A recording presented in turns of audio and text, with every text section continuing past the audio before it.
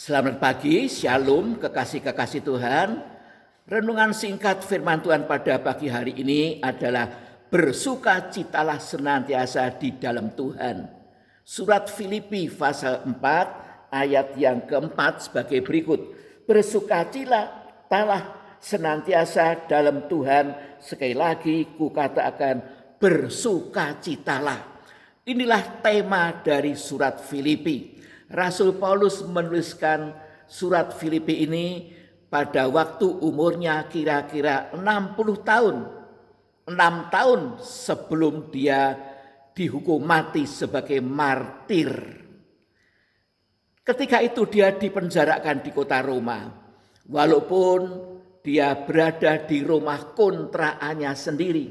Tetapi dia dibelenggu, dirantai. Dan rantai itu diikatkan kepada seorang tentara Romawi yang menjaga dia bergantian siang dan malam.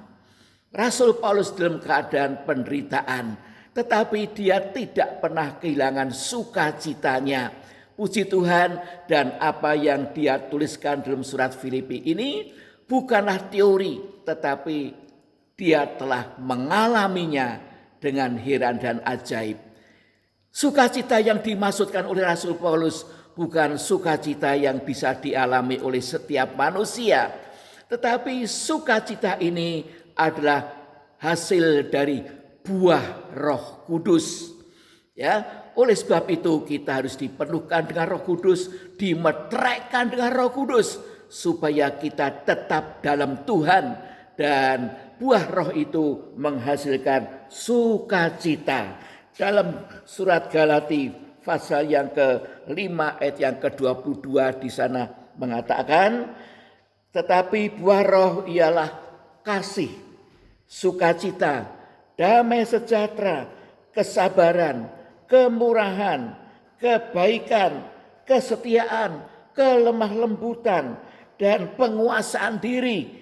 Tidak ada hukum yang menentang hal-hal itu. Ya. Amin, puji nama Tuhan. Jadi sukacita ini adalah sukacita hasil dari buah Roh Kudus. Puji nama Tuhan. Haleluya. Tetapi sukacita ini adalah juga hasil dari apa yang terjadi dalam pikiran kita. Roma 8 ayat yang ke-6 mengatakan bahwa pikiran daging adalah maut, tetapi pikiran Roh Kudus adalah hidup dan damai sejahtera. Puji nama Tuhan. Jadi kita harus memikirkan apa yang sedang terjadi dalam pikiran kita. Buang segala pikiran-pikiran daging, pikiran-pikiran kemanusiaan.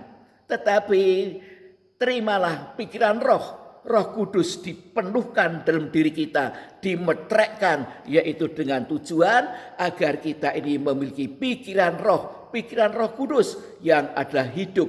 Hidup bahasa Yunaninya zoe, artinya hidupnya Allah sendiri. Pikiran Allah, pikiran ilahi, pikiran yang suci kudus, pikiran yang dipenuhi dengan hal-hal yang kekal. Manusia adalah makhluk kekal, maka kita harus memiliki pikiran-pikiran yang kekal, pikiran-pikiran ilahi, pikiran dari Bapa sendiri, pikiran dari Kristus. Puji nama Tuhan, itulah yang mendatangkan haleluya hidup ilahi dan damai sejahtera. Tentu akan menghasilkan juga sukacita, karena buah roh adalah kasih, sukacita, dan damai sejahtera. Oleh sebab itu kita harus menaati apa yang Roh Kudus katakan kepada kita. Roh Kudus adalah satu pribadi yang memiliki pikiran yang cemerlang, memiliki perasaan, haleluya, perasaan ilahi, dan memiliki tujuan-tujuan atau kehendak, kemauan dalam setiap pribadi di mana dia mau tinggal. Puji nama Tuhan. Haleluya, sebab itu dalam suratan Efesus tadi, haleluya, firman Allah mengatakan, haleluya, puji nama Tuhan, bahwa kita jangan mendukakan Roh Kudus Allah yang telah memetrekkan kita menjelang hari penebusan, ya. Efesus 4 ayat yang ke-30, dan janganlah kamu mendukakan Roh Kudus Allah yang telah memeteraikan kamu menjelang hari penyelamatan, ya. Penyelamatan di sini yang dimaksudkan adalah penebusan yang komplit ketika Yesus datang pada yang kedua kali. Tubuh kita ditebus menjadi tubuh kemuliaan, tubuh sorgawi, diubahkan dalam sekejap mata. Yang mati dalam Kristus dibangkitkan, dan kita yang masih hidup, yang hidup menantikan Tuhan dalam kekudusan, akan diubahkan sekejap mata menjadi tubuh yang dimiliki oleh Kristus sekarang di surga. Puji nama Tuhan. Haleluya, jangan mendukakan Roh Kudus Allah. Kalau kita mendukakan Roh Kudus Allah, maka kita sendiri sebenarnya akan berduka cita. Kita akan kehilangan sukacita. Tetapi kita harus menyukakan Roh Kudus Allah. Roh Kudus bisa bersukacita, bisa berduka cita. Kalau kita ini hidupnya tidak mau mendengar suara Roh Kudus, tidak mau dipimpin ke dalam seluruh kebenaran, maka itu membuat Roh Kudus Allah itu berduka, karena rencananya, haleluya, kita gagalkan sendiri. Roh Kudus punya rencana yang sangat mulia atas hidup kita, yaitu merencanakan kita menjadi jemaat anak sulungnya Allah, haleluya, atau menjadi mempelai perempuannya Kristus. Puji nama Tuhan. Sebab itu mari kita senantiasa banyak berdoa, berdoa dalam roh, haleluya, dan bertekun dalam firman Tuhan, haleluya, dan kita bisa menangkap suara Roh Kudus untuk kita laksanakan, maka Roh Kudus akan bersukacita dalam diri kita, dan sukacita Roh Kudus itu diimpartasikan juga dalam hati kita, sehingga hati kita ini senantiasa bersukacita di dalam Tuhan walaupun dalam penderitaan apapun. Sekian renungan singkat firman Tuhan pada pagi hari ini.